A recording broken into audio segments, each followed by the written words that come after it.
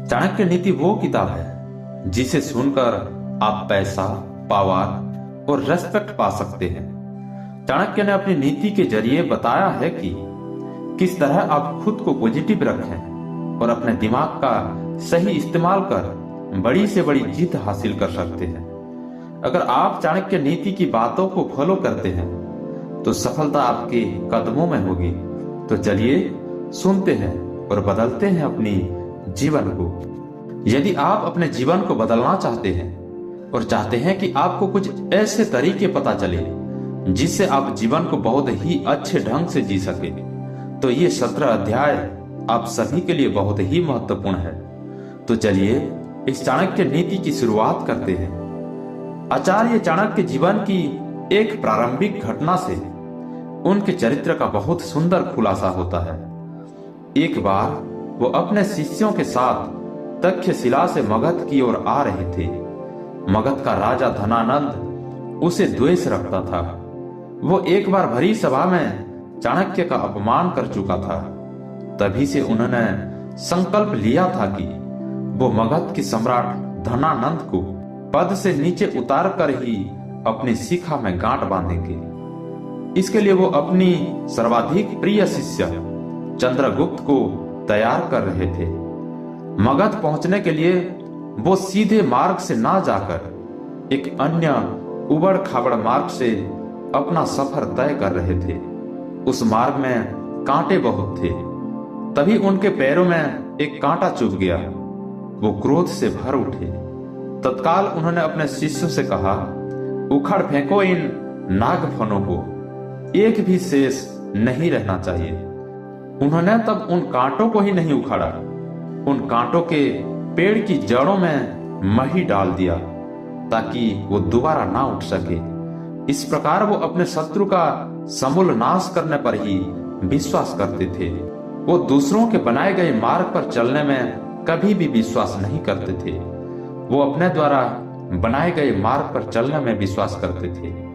आशा करता हूं इन अध्यायों को सुनने के बाद आप भी जिंदगी में अपने मार्ग खुद तैयार करें, अपने ऊपर विश्वास करें और अपनी जिंदगी में आगे बढ़ें।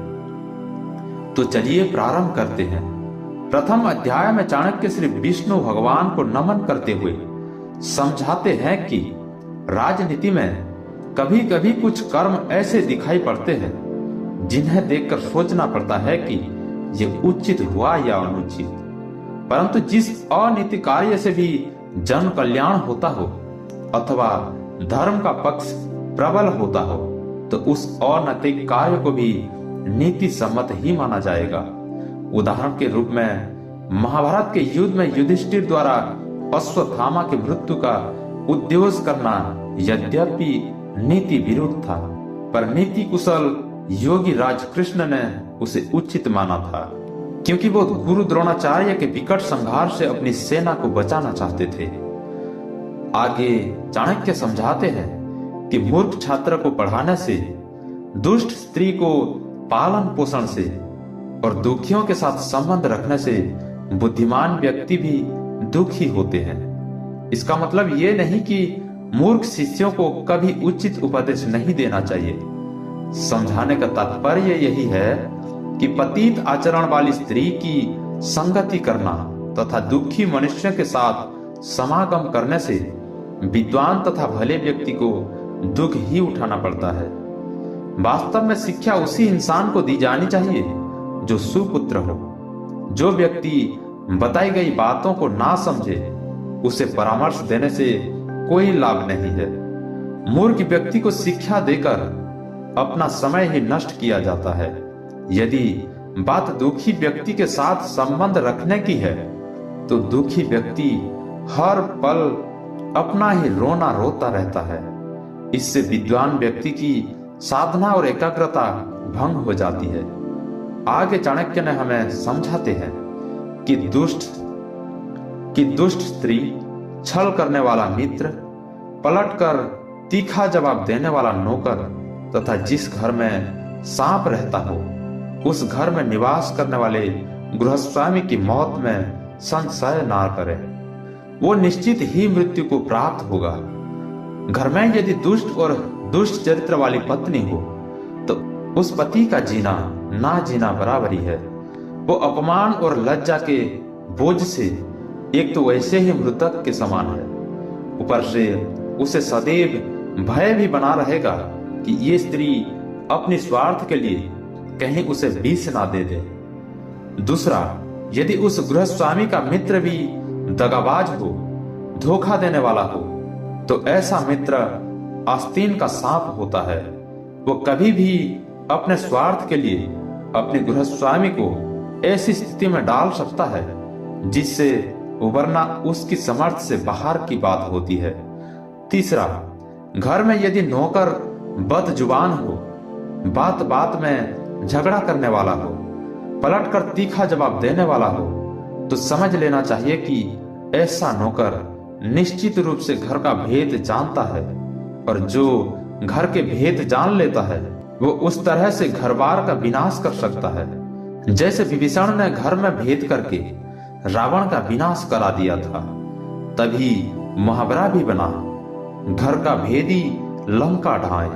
विपत्ति के समय काम आने वाले धन की रक्षा करें, धन से स्त्री की रक्षा करें, और अपनी रक्षा धन और स्त्री से सदा करें। अर्थात संकट के समय धन की जरूरत सभी को होती है, इसलिए संकट काल के लिए धन बचाकर रखना उत्तम होता है। धन से अपनी पत्नी की रक्षा की जा सकती है, अर्थात यदि परिवार पर कोई संकट आए तो धन का कोई लोभ नहीं रखना चाहिए, परंतु यदि अपने ऊपर कोई संकट आ जाए तो उस समय उस धन व उस स्त्री दोनों का ही बलिदान कर देना चाहिए। आगे श्री चाणक्य कहते हैं कि आपत्ति से बचने के लिए धन की रक्षा करें, क्योंकि पता नहीं कब आपदा आ जाए, और लक्ष्मी तो चंचल है। संचय किया गया धन कभी भी नष्ट हो सकता है। श्री चाणक्य कहते हैं कि जिस देश में सम्मान नहीं, आजीविका के साधन नहीं, बंधु बांधव अर्थात परिवार नहीं, और विद्या प्राप्त करने के साधन नहीं, वहां हमें कभी भी नहीं रहना चाहिए। अगले श्लोक में श्री चाणक्य कहते हैं कि जहां धनी व्यक्ति, ब्राह्मण, राजा, नदी और वेद ये 5 ना हो, वहां एक दिन से भी ज्यादा नहीं रहना चाहिए। अर्थात ये है कि जिस जगह पर इन 5 का अभाव हो, वहां मनुष्य को एक दिन भी ठहरना उत्तम नहीं होगा। जहां धनी व्यक्ति होंगे वहां व्यापार अच्छा होगा, जहां व्यापार अच्छा होगा तो वहां आजीविका के साधन भी अच्छे होंगे। जहां श्रुतियों अर्थात वेदों की ज्ञाता ब्राह्मण होंगे, वहां मनुष्य की जीवन के धार्मिक तथा ज्ञान के क्षेत्र में भी विस्तृत रूप से फैले हुए होंगे।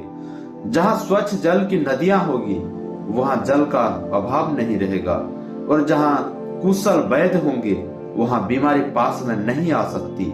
आगे श्री चाणक्य कहते हैं कि जहां जीविका, भय, लज्जा, चतुराई और त्याग की भावनाएं ये 5 चीजें ना हो, वहां के लोगों का साथ कभी ना करें। श्री चाणक्य कहते हैं कि जिस स्थान पर जीवन यापन के साधन ना हो, जहां सदैव भय की परिस्थिति बनी रहती हो, जहां लज्जाशील व्यक्तियों की जगह है, बेशर्म और खुदगर्ज लोग रहते हो, जहां कला कौशल और हस्तशिल्प का सर्वदा अभाव हो, और जहां के लोगों के मन में जरा भी त्याग और परोपकार की भावना ना हो, वहां के लोगों के साथ कभी भी ना रहे और ना ही उनसे कोई व्यवहार रखें। श्री चाणक्य कहते हैं कि नौकरों को बाहर भेजने पर, भाई बंधुओं को संकट के समय तथा दोस्तों को विपरीत परिस्थितियों में, और अपने स्त्री को धन के नष्ट हो जाने पर परखना चाहिए,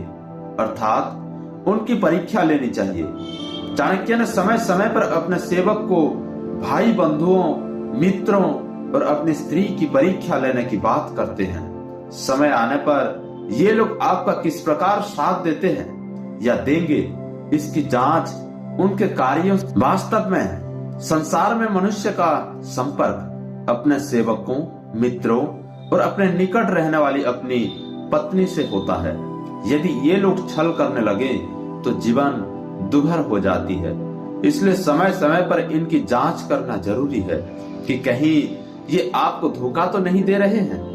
आगे समझाते हैं कि बीमारी में, विपत्ति काल में, अकाल के समय, दुश्मनों से दुख पाने या आक्रमण होने पर, राज दरबार में और स्मशान भूमि में जो साथ रहता है वही सच्चा भाई, बंधु अथवा मित्र होता है। श्री चाणक्य समझाते हैं कि जो अपने निश्चित कर्मों तथा वस्तु का त्याग करके अनिश्चित चिंता करता है उसका अनिश्चित लक्ष्य तो नष्ट हो ही जाता है, साथ ही साथ निश्चित भी नष्ट हो जाता है।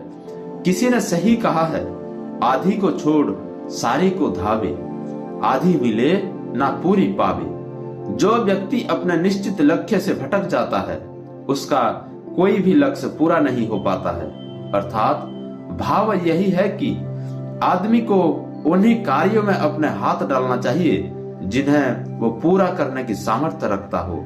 आगे श्री चाणक्य कहते हैं कि बुद्धिमान इंसान को अच्छे कुल में जन्म लेने वाली कुरूप कन्या से भी विवाह कर लेना चाहिए, परंतु अच्छे रूप वाली नीच कुल की कन्या से विवाह नहीं करना चाहिए, क्योंकि विवाह संबंध समान कुल में ही श्रेष्ठ होता है। लंबे नाखून वाले हिंसक पशुओं, नदियों, बड़े बड़े सींग वाले पशुओं, स्त्रियों और राज परिवारों का कभी भी विश्वास नहीं करना चाहिए। श्री चाणक्य कहते हैं कि पुरुषों की अपेक्षा स्त्रियों का भोजन दुगना, लज्जा चौगुना, साहस 6 गुना और काम 8 गुना अधिक होता है। इन बातों का हमेशा ध्यान रखना चाहिए। ये था भाग 1। अब हम सुनेंगे अगले एपिसोड में भाग 2। तब तक के लिए नमस्कार।